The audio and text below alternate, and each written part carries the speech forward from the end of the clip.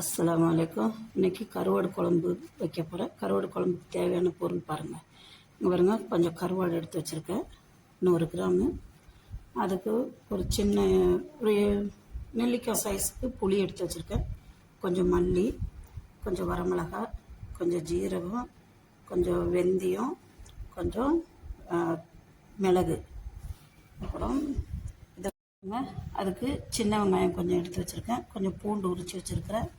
அதுக்கு தேவையான கத்திரிக்காய் இங்கே வச்சுருக்கிறேன். இதுதான் இன்றைக்கி. வாங்க கருவாடு குழம்பு எப்படி வைக்கிறதுன்னு பார்ப்போம்.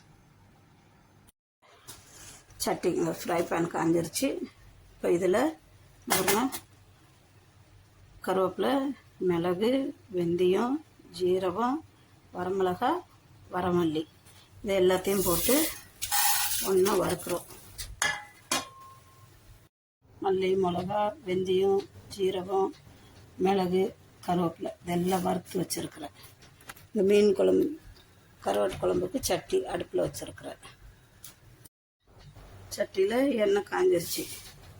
அதில் 2 கடுகு, வெந்தயம் கொஞ்சோண்டு தாளிக்கிறதுக்கு, 2 பெருஞ்சீரகம்,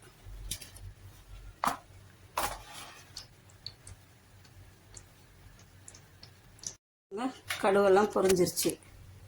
பொரிஞ்ச பிற்பாடு வெங்காயம், கருவேப்பிலை, பூண்டு இதெல்லாம் நல்லா பொன்னிறமாக வதக்கணும். மண் சட்டியில் வச்சா தான் மீன் குழம்பு சூப்பராக இருக்கும். அப்புறம் இது கூட தக்காளி ஒரு தக்காளி. இப்போ கத்திரிக்காயை போட்டு நல்லா கொஞ்சம் வதங்கணும். வதங்கின பிற்பாடு தான் கத்திரிக்காய் நல்லா வதங்கிருச்சு. இனி அதில் இந்த அரைச்சி வச்ச மசாலா போடுறோம். அப்புறம் கருவாடு, அது கூட கரைச்சி வச்ச புளி தண்ணி.